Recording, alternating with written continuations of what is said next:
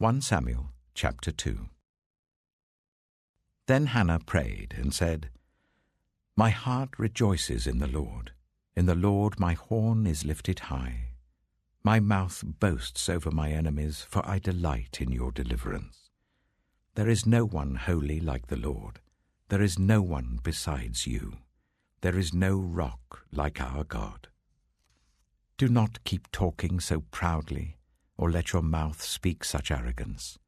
For the Lord is a God who knows, and by him deeds are weighed.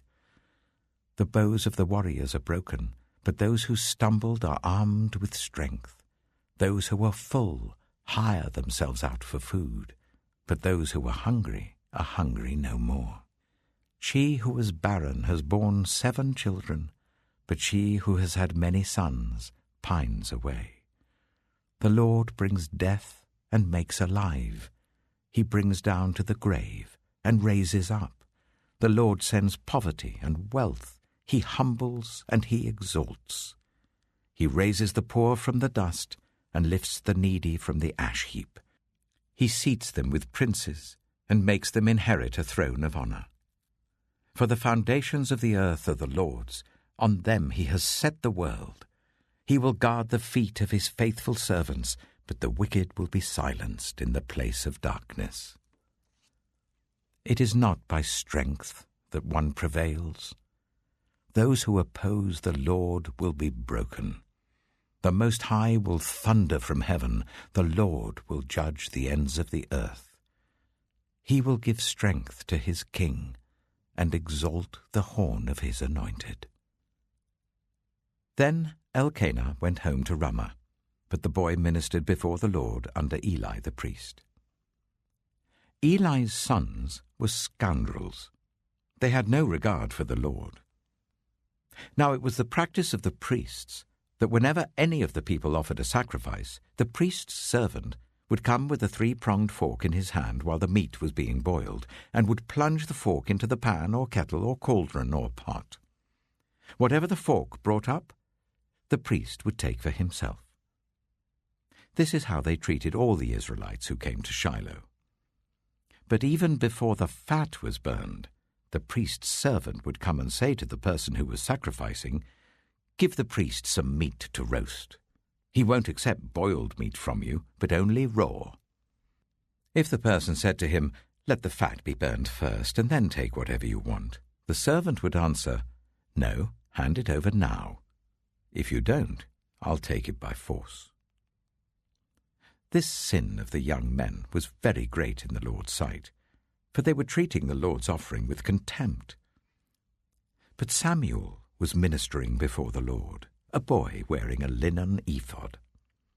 Each year his mother made him a little robe and took it to him, when she went up with her husband to offer the annual sacrifice. Eli would bless Elkanah and his wife, saying, May the Lord give you children by this woman to take the place of the one she prayed for and gave to the Lord. Then they would go home. And the Lord was gracious to Hannah. She gave birth to 3 sons and 2 daughters. Meanwhile, the boy Samuel grew up in the presence of the Lord. Now Eli, who was very old, heard about everything his sons were doing to all Israel, and how they slept with the women who served at the entrance to the tent of meeting. So he said to them, Why do you do such things? I hear from all the people about these wicked deeds of yours. No, my sons, the report I hear spreading among the Lord's people is not good. If one person sins against another, God may mediate for the offender. But if anyone sins against the Lord, who will intercede for them? His sons, however, did not listen to their father's rebuke, for it was the Lord's will to put them to death.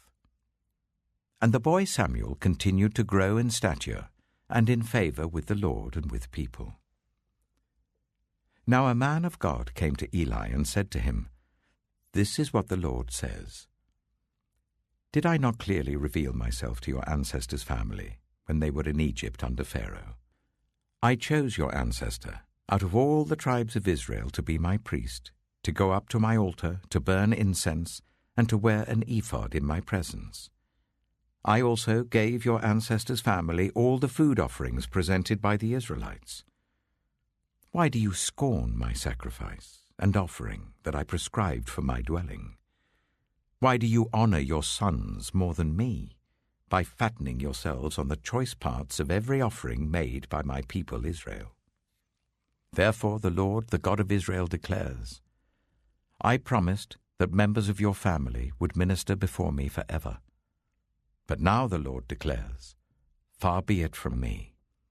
Those who honor me I will honor, but those who despise me will be disdained.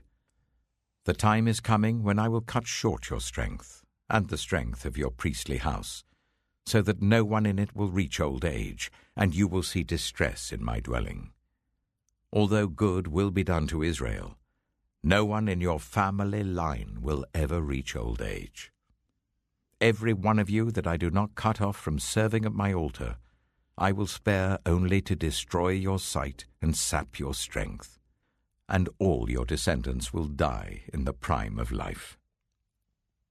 And what happens to your 2 sons, Hophni and Phinehas, will be assigned to you.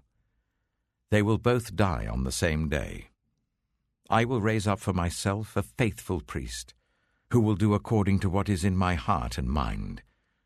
I will firmly establish his priestly house, and they will minister before my anointed one always.